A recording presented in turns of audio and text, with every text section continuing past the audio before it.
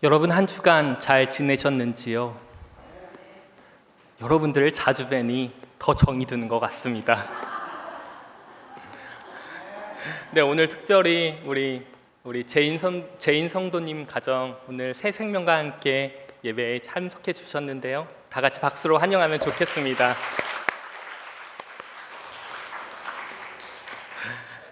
네, 잠시 오늘 마음을 여는 기도 드리겠습니다. 주님, 우리의 마음을 열어 주시옵소서. 우리의 텅 열린 마음에 찾아오셔서 하나님께서 우리에게 건네시는 말을 담을 수 있게 하옵소서. 이 모든 말씀 예수님의 이름으로 기도합니다. 아멘. 하나님의 은총이 오늘도 예배에 나오신 여러분들 가운데 함께 하시길 바랍니다. 저는 오늘 여러분과 함께 내가 율법을 어떻게 읽느냐라는 제목으로 말씀을 나누겠습니다. 여러분, 혹시 당신은 이웃을 사랑하십니까? 라는 게임을 아시나요?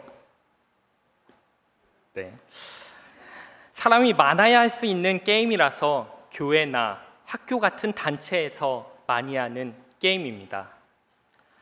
아시는 분도 계시겠지만 간단히 설명을 드리면 다음과 같습니다.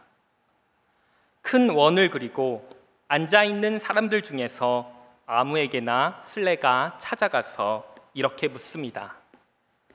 당신은 당신의 이웃을 사랑하십니까? 질문을 받은 사람은 예 또는 아니요 라고 대답할 수 있습니다. 질문을 받은 사람이 예 라고 답하면 답한 사람의 양쪽에 앉은 두 사람이 재빠르게 자리를 바꿉니다. 그때 술래는 두 사람이 자리를 바꿀 때 비는 자리 중 하나에 앉으면 됩니다. 누구든 앉지 못하는 사람은 다음 술래가 됩니다. 재빨라야 하는 스피드 게임과 같습니다. 예라고 답할 경우엔 세 사람만 움직이면 되는데 문제는 당신은 당신의 이웃을 사랑하십니까? 라는 질문을 받은 사람이 아니요 라고 답할 경우입니다. 이때 술래는 두 번째 질문을 합니다. 그럼 당신은 어떤 이웃을 사랑하십니까? 라고 묻습니다. 이때는 모두가 긴장을 합니다. 답변에 따라서 모두가 자리를 옮겨야 할 수도 있기 때문입니다. 질문을 받은 사람이 아무 대답이나 할 수 있습니다. 예를 들어서 저는 안경을 쓴 사람을 사랑합니다 라고 하면 안경을 쓴 사람은 전부 자리를 바꿔야 합니다. 대답은 얼마든지 바뀔 수 있습니다. 줄무늬가 있는 옷을 입은 사람이라고 답할 수도 있고 점심을 안 먹은 사람 또는 교회를 다니는 사람이라고 답할 수도 있습니다. 어떤 답이 나오든 해당되는 사람은 빠르게 자리를 옮겨야 합니다. 오늘 함께 표기하신 말씀을 읽으며 당신의 이웃을 사랑하십니까? 라는 게임이 생각이 났습니다. 왜냐하면 아니요 라고 대답을 할 경우 어떤 이웃을 사랑하십니까? 라고 이웃 사랑의 조건을 다는 모습이 마치 오늘 말씀에 등장하는 한 율법 교사가 예수님께 나아가 내 이웃이 누구입니까? 라는 질문과 일맥상통하다는 생각이 들었기 때문입니다.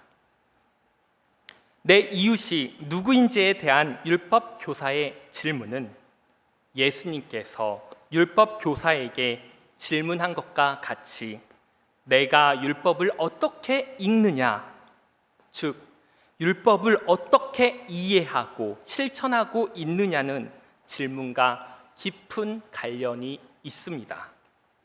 여러분은 주님께서 주신 율법을 어떻게 읽고 계십니까? 그리고 그 율법을 어떻게 이해하고 실천하며 살아가고 계십니까? 율법 교사에게 하신 이 질문이 오늘 말씀을 받는 저와 여러분 모두에게 건네시는 말로 받아들이시면 좋겠습니다.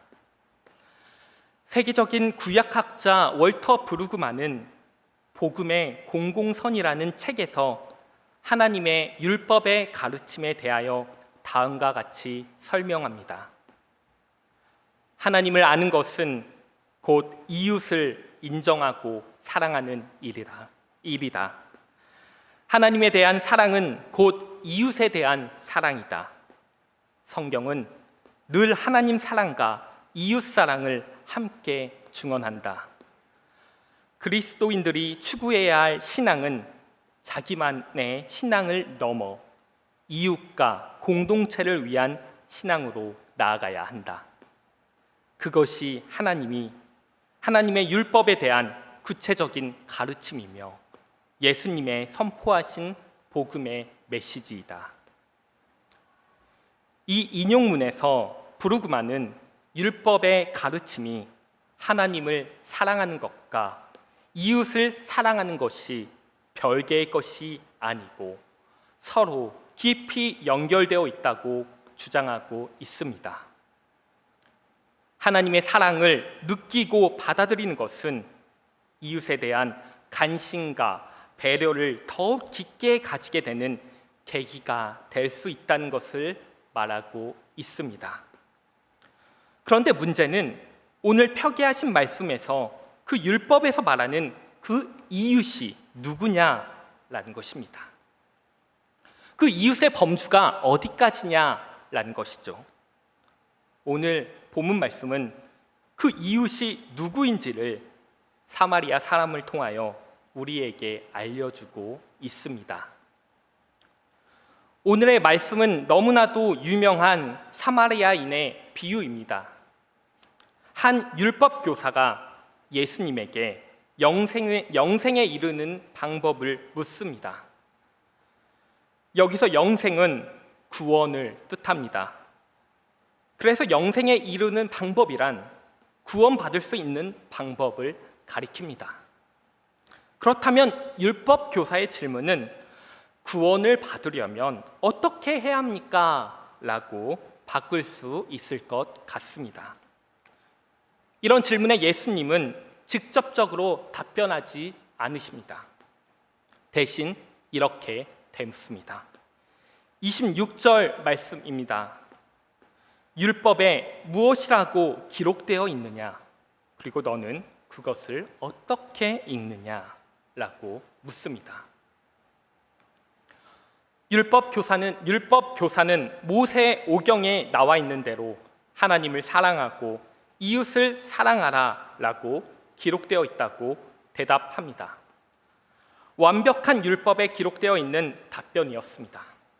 하지만 오늘 본문 말씀을 자세히 살펴보면 율법 교사의 답변은 불충분하다고 생각됩니다. 왜냐하면 예수님의 질문은 분명 두 가지였기 때문입니다. 첫째는 구원을 얻으려면 어떻게 해야 한다고 율법에 기록되어 있느냐라는 것이었고요. 둘째는 이런 율법의 기록을 율법 교사인 너는 어떻게 읽느냐라는 것이었습니다. 여기서 너는 어떻게 읽느냐라는 질문은 즉 너는 그 율법의 기록을 어떻게 생각하고 어떻게 해석하느냐라고 이해할 수 있을 것 같습니다. 그런데 율법 교사는 첫 번째 질문에만 답변을 했을 뿐 두 번째 질문에는 답하지 못하고 있습니다. 율법 교사는 율법 조항을 암기하고 많이 알고 있었을 뿐 율법 조항의 의미를 제대로 이해하지 못하고 있었던 것 같습니다. 율법 연구를 직업적으로 삼고 있는 이 율법 교사로서는 자존심이 상할 수밖에 없었습니다. 그래서 이 율법 교사는 예수님에게 공격적인 질문을 던집니다. 그런데 도대체 이웃은 누구입니까? 라는 질문이죠. 예수님은 직접 답변하지 않으시면서 하나의 비유를 들려주십니다. 그 비유가 바로 우리가 알고 있는 선한 사마리아인의 비유입니다. 이야기를 짧게 요약하면 다음과 같습니다. 어떤 사람이 예루살렘에서 여리고로 내려가다가 강도들을 만납니다. 마침 한 제사장이 그 자리로 내려갑니다. 하지만 제사장은 강도 만난 사람을 피해서 지나갑니다. 제사장의 직무를 돕는 레위인도 그곳을 지나가게 되는데 그 역시 강도 만난 사람을 모른 척하며 갈 길을 재촉합니다. 성직자인 제사장과 레위인에 이어 그 길을 지나가던 사람은 사마리아인이었습니다. 사마리아인은 강도 만난 사람을 측은히 여깁니다. 그리고 그의 상처에 올리브유와 포도주를 붓고 자기 속옷을 찢어서 싸매줍니다. 여간으로 데리고 가서 밤새 극진히 돌봐주고 이튿날 사마리아인은 여간 주인에게 돈을 건네면서 비용이 더 들면 돌아오는 길에 더 갚겠노라고 약속까지 합니다. 이 비유를 마치신 예수님은 율법 교사에게 이 세 사람 중에 누가 강도 만난 자에게 이웃이 되어 주었느냐라고 물으십니다. 율법 교사는 자비를 베푼 사람이라고 대답합니다. 이에 예수님은 너도 가서 이와 같이 하여라 라고 권고하시죠. 예수님은 지금 사마리아인의 비유를 통해 율법을 우리가 어떻게 읽어야 하는지, 즉 율법을 어떻게 이해해야 하는지에 대하여 율법 교사에게 대답해주고 계시는 것입니다. 당시 바리새인과 율법 학자들은 흔히 말하는 엘리트들이었습니다. 율법을 잘 지키고 하나님의 뜻을 잘 전하는 사명이 그들에게 있었습니다. 그러나 하나님의 뜻과는 달리 그들은 그 율법을 가지고 다른 이들의 삶을 판단하고 정죄하며 자신의 기득권만을 지키는 데만 집중을 하였습니다. 다른 이의 고통과 슬픔에 반응할 줄 모르고 자기들 기준에 맞지 않는 것은 다 배척하였습니다. 그래서 예수님은 바리새인과 율법 교사들에 대하여 다음과 같이 비유로 말씀하십니다. 누가복음 7장 32절 말씀입니다. 제가 읽겠습니다. 비유하건대 아이들이 장터에 앉아 서로 불러 이르되 우리가 너희를 향하여 피리를 불어도 너희가 춤추지 않고 우리가 곡하여도 너희가 울지 아니하였도다 함과 같도다. 바리새인과 율법 교사들은 다른 이들과 함께 사는 것이 아니라 남들의 법관을 자처하고 삽니다. 경건의 옷을 입고 사람들의 삶을 판단하고 정죄합니다. 그들의 판단 기준은 매우 자의적이었습니다. 금욕적으로 살아가고 있는 세례 요한을 보고 귀신 들렸다고 하였으며 세리와 죄인들과 같은 약자들의 친구가 되어주신 예수님을 자신들의 권력을 위협하는 반역자와 선동자로 만들어 예수님을 죄인으로 만들었습니다. 그들에게는 율법이라는 사랑이 남용이 되어 남을 판단하고 정죄하는 심판의 칼로서 사용된 것을 알 수 있습니다. 그리하여 예수님은 사마리아 비유를 통하여 율법 교사에게 사마리아인처럼 자비를 베푸는 사람이 되라고 말씀하고 계시는 것입니다. 따라서 예수님은 선한 사마리아인의 비유를 통해 율법 교사에게 신앙인이라면 제대로 알고 마음 깊이 느끼고 다르게 행동하는 것을 말씀하고 계시는 것입니다. 즉 예수님은 비유 속의 인물인 사마리아인을 통해 사랑과 지식과 감정과 실천, 의지가 어떻게 조화롭게 이루어지는지 우리에게 보여줍니다. 예수님은 사마리아인을 통해 우리 또한 지정의를 갖춘 사람이 될 것을 강조하고 있습니다. 예수님이 사마리아인의 이 비유를 통하여 말씀하고 계시는 지정의는 무엇일까요? 첫째, 예수님은 우리에게 지성적 신앙인이 될 것을 강조하고 있습니다. 예수님이 선한 사마리아인의 비유를 꺼내게 된 직접적인 이유도 무엇이었을까요? 이 비유는 무엇보다 지적인 동기에서 나오는 것이었습니다. 율법 교사가 예수님의 두 번째 물음에 대답하지 못했기 때문입니다. 예수님의 율법 교사에게 던진 두 번째 질문은 너는 구원과 관련된 율법 조항을 어떻게 해석하느냐 하는 것이었습니다. 이 비유에서 제사장과 레위인은 이 두 율법 조항의 진정한 의미를 파악하지 못하고 있다고 볼 수 있습니다. 두 성직자는 하나님 사랑이 이웃 사랑과 다른 것으로 생각합니다. 그래서 하나님 사랑은 하나님 사랑이고 이웃 사랑은 이웃 사랑이라고 얘기를 한 것입니다. 제사장과 레위인은 성전에서 최선을 다하여 하나님을 예배하며 사랑하였지만 자기 옆에서 죽어가는 이웃은 돌보거나 사랑하지 않았습니다. 제사장과 레위인은 하늘에 계신 하나님에게만 열중할 뿐 땅에 사는 이웃에게는 관심이 없었습니다. 그러면서도 자기들이 구원받을 것을 확신합니다. 반면 사마리아인은 하나님 사랑과 이웃 사랑은 관계성 속에 연결되어 있고 그래서 하나님 사랑이 이웃 사랑으로 표현되어야 한다는 사실을 인식합니다. 그리고 하나님 사랑과 이웃 사랑의 연관성을 분명히 인식하는 것이 구원의 전제 조건이라고 생각합니다. 나아가 사마리아인은 이웃 사랑을 보다 적극적인 것으로 이해합니다.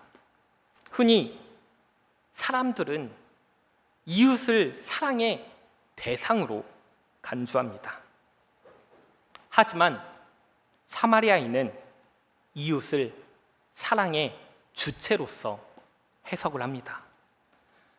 이웃은 사랑을 베풀어 주어야 할 상대가 아니라 사랑을 친히 베푸는 주체라고 이해하는 것이죠. 잘 아시다시피 당시 유대인은 사마리아인을 사람 취급을 하지 않았습니다. 사마리아인은 이방 민족의 피와 혼합된 까닭에 유대인과 어울릴 수 없었습니다. 오늘 비유에 나오는 사마리아인은 자신의 출신으로 인해 위기소침해지고 소극적으로 될 수밖에 없음에도 불구하고 이웃사랑이란 율법 조항을 적극적으로 해석합니다. 그러면서 강도 만난 자에게 스스로 이웃이 되어준 것입니다. 사마리아인의 이러한 새로운 이해는 수준 높은 사유 능력에서 나온 것입니다. 전통적으로 그냥 내려오던 기계적인 사고방식이 아닌 창조적인 지적 상상력에서 비롯된 것입니다. 우리도 사마리아인처럼 지적인 능력을 배양해서 성경 말씀을 오늘의 상황에 맞게 적절하게 해석할 수 있어야 합니다. 둘째로 예수님은 우리가 공감의 능력을 갖춘 신앙인이 되기를 원하십니다. 사마리아인이 제사장과 레위인과 다른 결정적인 차이점은 그가 측은지심을 지닌다는 것입니다. 제사장과 레위인은 강도에 맞아 피 흘리는 사람을 보고도 무관심하게 지나쳐갑니다. 반면 사마리아인은 그 사람을 보고 너무나도 가엾게 여깁니다. 여기서 중요한 사실은 유대인이 아닌 사마리아인이 강도 만난 사람을 도와주었다는 것입니다. 당시 유대인은 사마리아인과 상종하지 않았다는 사실을 고려해 보면 이스라엘 사회에서 이 사마리아인은 약자였습니다. 그런데 이 약자인 사마리아인이 강도 만나 죽어가는 사람을 도운 것이죠. 어려움에 처해 본 적 있는 사람이 어려움을 당한 이웃의 아픔과 슬픔에 공감할 수 있다고 합니다. 공감은 누구에게나 자연스럽게 생겨나는 심리작용은 아닌 것 같습니다. 특정한 삶의 조건이나 경험을 통해 생기는 것이죠. 그러면 이러한 질문이 나올 것 같습니다. 약자와 공감하려는 사람은 모두 약자가 되어야 하는가? 꼭 그렇지는 않습니다. 약자가 아니더라도 약자의 처지를 측은히 여기고 아파할 수도 있습니다. 우리가 약자와 끊임없이 교류하면서 약자의 삶의 현장에 참여할 때 우리는 약자의 아픔에 공감할 수 있게 됩니다. 예수님이 이 비유를 통해 우리에게 요구하시는 것은 공감 능력입니다. 가까운 이웃은 피눈물 흘리는데 정작 자신은 눈도 깜짝하지 않고 마음 편히 지내는 것은 정말 하나님 앞에 큰 죄가 아닐 수 없습니다. 아무런 감정 없는 이 감박한 마음이 신앙인을 비인간화할 수 있습니다. 선한 사마리아인처럼 우리도 약자의 입장에서 그들의 아픔을 예민하게 느낄 수 있는 공감 능력을 길러야 합니다. 셋째로 예수님은 우리에게 실천 능력을 강조하십니다. 지성적 능력과 공감적 능력 다음으로 우리에게 필요한 것은 알고 느끼고 행동으로 옮기는 능력입니다. 오늘 이 비유에서 사마리아인은 율법 조항의 의미를 이해하고 이 사건 현장에서 느낀 바를 그대로 행동으로 옮깁니다. 사마리아인은 강도 만난 사람의 상처를 싸매줍니다. 여관으로 데리고 가서 최선을 다하여 간호해 줍니다. 게다가 여관 주인에게 환자를 맡기면서 돈까지 지불합니다. 사마리아인은 고난 당하는 이웃을 위해 시간적, 물질적 희생을 감내합니다. 사마리아인이 우리에게 가르쳐주고 있는 것은 이웃사랑은 실천적인 행위로서 드러나야 한다는 사실입니다. 그리고 이 사랑의 실천에는 반드시 시간과 물질의 희생이 뒤따른다는 사실을 말해주고 있습니다. 우리도 사마리아인처럼 시간과 물질을 바치면서 이웃사랑의 계명을 행동으로 실천해야 합니다. 정리하면 율법 교사에게 필요한 것, 그리고 현재 기독교인 된 우리가 살아가는 이 세상에서 필요한 것은 바로 이 사랑을 기반으로 하는 지정의의 능력입니다. 즉, 우리 기독교인들이 강도 만난 사람을 도와준 사마리아인과 같이 이성의 능력과 남을 공감할 수 있는 공감의 감정과 이 모든 것을 실천할 수 있는 이 실천 의지를 가져야 한다는 사실입니다. 사랑하는 가득한 교회 성도 여러분, 이제 말씀을 닫으려고 합니다. 말씀을 나눌 때 처음 드렸던 질문을 마지막으로 다시 한번 여러분에게 드리고 싶습니다. 여러분들은 주님께서 주신 율법을 어떻게 이해하고 어떻게 읽고 계십니까? 그리고 그 율법을 어떻게 실천하며 살아가고 계십니까? 그리고 여러분의 이웃은 누구입니까? 성서는 우리에게 율법의 완성은 사랑이라고 지속적으로 말씀해주고 계십니다. 예수님의 복음의 핵심은 사랑입니다. 이 복음의 핵심은 요한복음 13장 34절에 분명하게 말해주고 있습니다. 새 계명을 너희에게 주노니 서로 사랑하라. 내가 너희를 사랑한 것 같이 너희도 서로 사랑하라. 예수 그리스도를 믿음으로 모든 죄사함의 은혜 가운데 살아가는 성도는 하나님을 사랑하고 이웃을 내 몸과 같이 사랑해야 합니다. 요한일서 4장 8절 15절에서도 하나님은 사랑이시다라고 말합니다. 따라서 하나님을 믿는다는 것은 사랑을 믿는 것이라고 표현할 수 있습니다. 따라서 우리가 성서를 읽을 때 우리 또한 하나님을 사랑하고 이웃을 사랑하라는 하나님의 말씀을 기반으로 성서를 읽어야 하는 것을 오늘 본문 말씀은 우리에게 말해주고 있습니다. 바라기는 오늘 말씀에 등장하는 선한 사마리아인과 같이 빼어난 지성과 남을 공감할 수 있는 감정과 그 모든 것을 행동으로 옮기는 실천 의지를 소유하는 가득한 교회 성도님들이 되시면 좋겠습니다. 그리하여 우리가 율법으로 사람을 낙심케 하는 것이 아니라 그 율법으로 사람을 살리는 저와 여러분이 되길 바랍니다. 기도하겠습니다.